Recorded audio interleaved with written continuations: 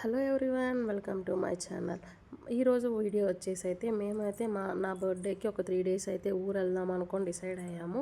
సరే అని చెప్పి సెప్టెంబర్లో వెళ్దాము, నా బర్త్డే సెప్టెంబర్లోనే కదా అని అక్టోబర్లోనే ముందే బుక్ చేసేసుకున్నాము. ఎందుకంటే అప్పుడు మళ్ళీ బిజీగా ఉంటాయి, మళ్ళీ సీట్స్ దొరుకుతాయి లేవా అని చెప్పి అయితే బుక్ చేసేసుకున్నాము. అండ్ 5 డేస్ అయితే మా హస్బెండ్ అయితే లీవ్ కూడా పెట్టారు. ఎందుకంటే 2 డేస్ వెళ్ళి రావడానికే పట్టిద్ది, వెళ్ళడానికి ఒక రోజు, రావడానికి ఒక రోజు, ఒక 3 డేస్ అక్కడే స్టే చేయొచ్చు అని చెప్పి అయితే మేము అనుకున్నాము. ప్రతి ఇయర్ వెళ్తాము, ఎందుకంటే గిఫ్ట్ పుట్టేటప్పుడు నేను అనుకున్నాను అంత మంచిగా జరిగితే ఇంకా ఇయర్కి ఒకసారైనా నేను వెలంకని వెళ్ళాలి, వెలంకని చర్చ్కి వెళ్ళాలి అనుకున్నాను. ఎందుకంటే నాకు చిన్నప్పటి నుంచి వెళ్తున్నాను, నేను అనుకునేవన్నీ జరిగాయి కాబట్టి ఇంకా మళ్ళీ అలా ఫిక్స్ అయిపోయాను. సరే అని చెప్పి అయితే ఇంకా మా హస్బెండ్ని రిక్వెస్ట్ చేస్తే సరే అని చెప్పి వెళ్దామన్నారు. ఎందుకంటే వాళ్ళకి అసలు హాలిడేస్ ఇవ్వరు, ఇంకా మనం పెట్టుకుంటే తప్ప.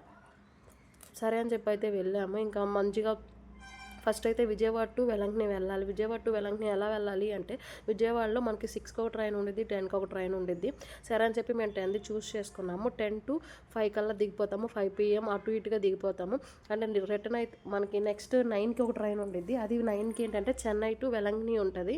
సరే అని చెప్పి ఇంకా ఆ ట్రైన్ కోసం 4 hours వెయిట్ చేయాలి కాబట్టి అక్కడే చెన్నై బీచ్కి వెళ్ళాము. చెన్నై బీచ్కి వెళ్ళి అలాగ చిన్నగా షాపింగ్ చేసుకొని ఫ్రెష్ అయితే అయిపోయి ఫుడ్ కూడా తినేసేసి, అంటే మళ్ళీ ట్రైన్లో ఎందుకు తింటామని చెప్పి ఫుడ్ కూడా అక్కడే తినేసేసి గిఫ్ట్కి మిల్క్ కూడా తీసేసుకొని ఇంకా ట్రైన్ కోసం వెయిట్ చేసాము. ట్రైన్ కూడా వచ్చేసింది. సరే ఎక్కేసేసాము.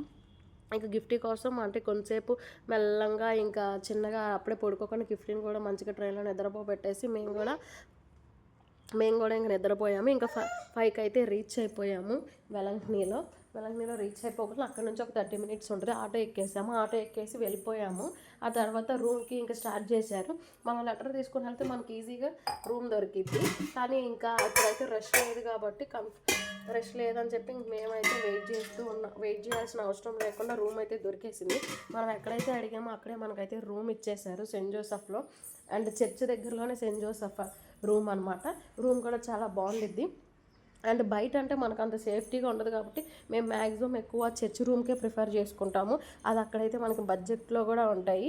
రూమ్ స్టార్టింగ్ వచ్చి కూడా 400 to 600 లోపే ఉంటాయి. ఇంక ఏసీ కావాలంటే కొంచెం 1000 అలా ఉంటుంది అనమాట. మనకి ఏ రూమ్ కావాలంటే ఆ రూమ్ తీసుకోవచ్చు. మేమైతే సెయింట్ జోసెఫ్లో మంచిగా రూమ్ తీసేసుకున్నాం. మాతో పాటు మా మమ్మీని కూడా తీసుకొని వెళ్ళాము. చక్కగా అనుకున్నట్టే రూమ్ దొరికింది. మంచిగా రూమ్ దొరకగానే చక్కగా రూమ్కి అయితే వెళ్ళిపోయాము. 3 డేస్కి రూమ్ తీసుకున్నాము. ఇంకా సరే అని చెప్పి ఇంకా మంచిగా ఫ్రెష్ అయిపోయి ఇంకా 7కి 8కి మాస్ ఉండిద్ది. ఆ మాస్కి వెళ్దామని చెప్పి అయితే రెడీ అయిపోయాము. మా వీడియోస్ కనుక నచ్చితే లైక్ అండ్ సబ్స్క్రైబ్ చేయడం మర్చిపోమాకండి. నా వీడియోస్ కనుక యూస్ఫుల్ అయితే సబ్స్క్రైబ్ చేసుకోండి. మరిన్ని వీడియోస్